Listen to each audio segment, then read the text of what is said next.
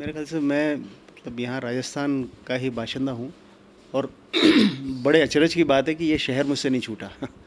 अपनी स्टेट मुझसे नहीं छूटी, ये एक कमाल की बात है। नॉर्मली मतलब इस तरह के कमर्शियल फ़ील्ड में या इस तरह की फ़ील्ड में लोग जब चले जाते हैं तो बहुत मुश्किल होता है अपने शहर से आपका जुड़ाव रहना या वो होना। लेकिन मेरा शायद मेरा ब्रॉटअप ऐसा है या मैं ऐसे परिवार में पैदा हुआ हूँ या शायद मैं एक लोअर मिडिल क्लास से उठ कर के इस प्रोफेशन में आया हूँ, तो वो शायद बहुत सारी मुझे लगता है जो एक कंज़र्वेटिव जो सोच होती है आदमी की, उसने मुझे हमेशा जोड़े रखा अपने परिवार से, अपने शहर से, अपने लोगों से। जन्म तो मेरा अजमेर का है, मैं यहाँ पैदा हुआ और 1 साल के बाद मेरे पिता मुझे जयपुर ले गए। उसके बाद मैं वहीं पढ़ा, मैंने वहाँ से पोस्ट ग्रेजुएशन किया। फिर मैं Delhi national school of drama चला गया, 3 साल वहाँ पढ़ा मैं।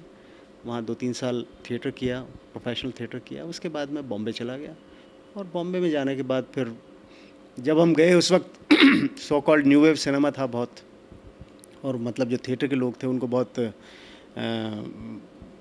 सराहा जाता था, उनको लिया जाता था, उनको काम दिया जाता था। तो हम अपने आप को फॉर्चुनेट समझते हैं कि हम ऐसे वक्त में गए तो आप और परिपक्व हुए, मतलब और आप में स्ट्रेंथ आई, क्योंकि थिएटर की स्ट्रेंथ अलग होती है, सिनेमा की स्ट्रेंथ अलग होती है।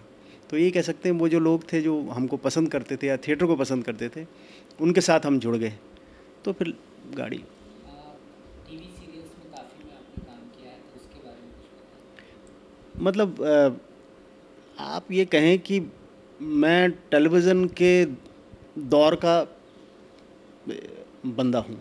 मतलब मैंने टेलीविज़न का हर दौर देखा है। जब शुरू हुआ था 85 में ही करीब करीब शुरू हुआ था। 82 में तो आया ही था टेलीविज़न, तो टेलीविज़न ही 82 में आया था।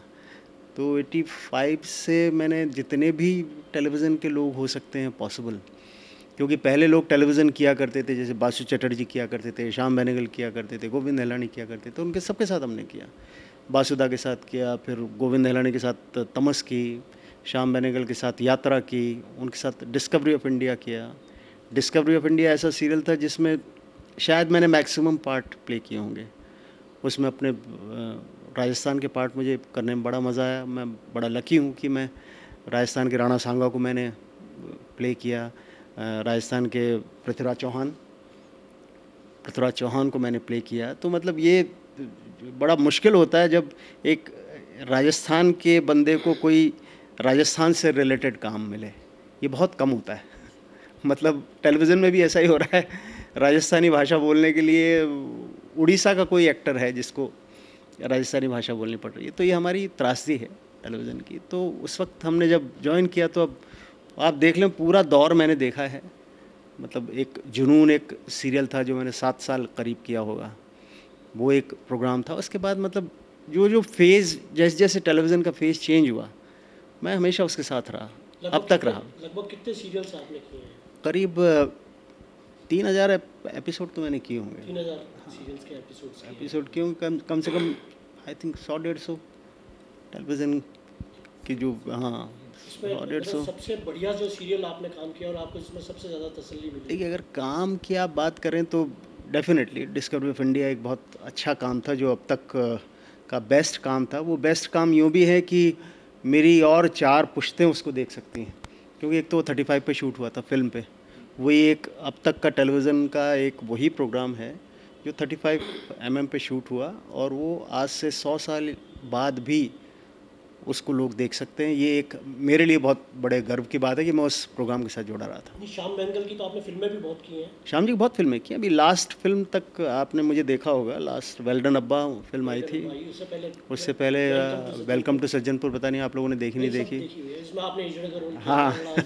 वो उस रोल को, किरदार को निभाते हुए आपको कैसा लगा? क्योंकि ये एक ऐसा चैलेंजिंग किरदार था जिसको हर कोई आदमी निभा नहीं सकता। हाँ, वो वेलकम टू सज्जनपुर की मुन्नी बाई मुखन्नी अपने आप में बड़ा मतलब अजब गजब पार्ट था वो करने के लिए। और उसकी सबसे बड़ा उसका प्लस पॉइंट ये था कि पहली बार किसी यूनक को एक एक रियल ह्यूमन बीइंग बना के प्रेजेंट करने की कोशिश की गई थी। मतलब वो कहता भी है, फिल्म अगर आप देखें तो उसमें वो कहता है कि भाई हम भी इंसान हैं, हम क्या हमारे हमारे मतलब आँख नहीं है, नाक नहीं है, हम खाते नहीं हैं, हम सोचते नहीं हैं, तो हम पर ही सारे जुल्म क्यों होते हैं। तो एक पहली बार एक जो उसका ह्यूमन एंगल है वो उस कैरेक्टर का दिखाया गया है उसमें। अदरवाइज़ तो वो मतलब उनको एक फ़न की तरह से एक अजब तरीके से सोचा जाता है। हिजड़े का मतलब है हमारे यहाँ यही होता है, जो ताली बजा करके कोई बच्चा पैदा होता है तो उसके लिए आते हैं, या कोई ऐसा फंक्शन होता है, घर में शादी होती है तो आते हैं, लड़का होता है तो आते हैं। आज भी हम उनको ऐसे ही देखते हैं, लेकिन उनका जो बेटर पार्ट है वो, मैं अपने आप को बहुत भाग्यशाली कहता हूँ कि मैंने उनका वो बेटर पार्ट देखा, क्योंकि जब हम उसकी शूटिंग कर रहे थे तो मेरे साथ ओरिजिनल कुछ 40-50 थे यूनक्स हैदराबाद के, और उनकी कहानी सुन के मुझे ये रियलाइज़ हुआ कि शायद हमसे बड़े ह्यूमन बीइंग वो हैं।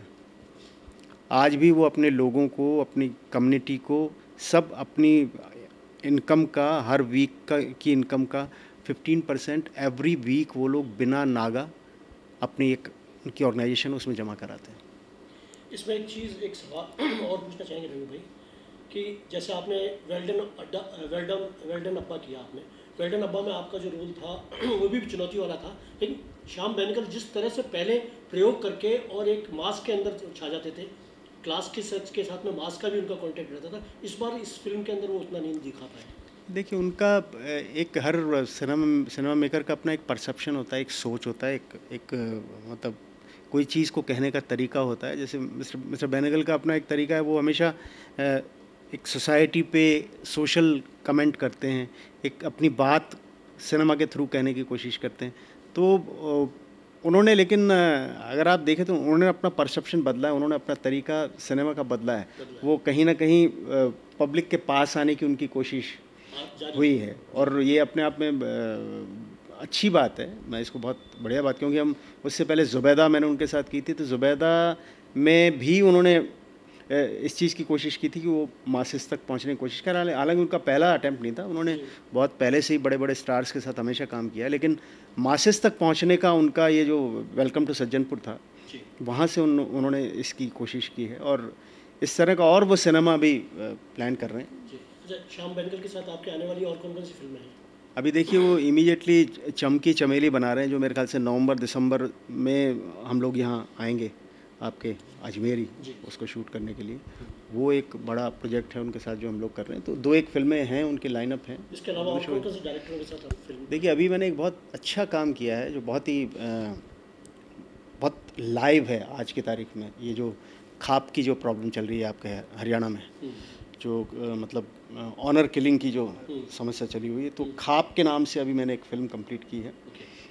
ओमपुरी हैं फिल्म के अंदर, मैं हूँ, और 2 नए लड़के लड़की हैं, और मतलब बहुत अच्छी कास्ट है। उसका सबसे अच्छी बात यह है कि जो रियली हो रहा है अभी, वही उस सिनेमा के अंदर दिखाया गया है।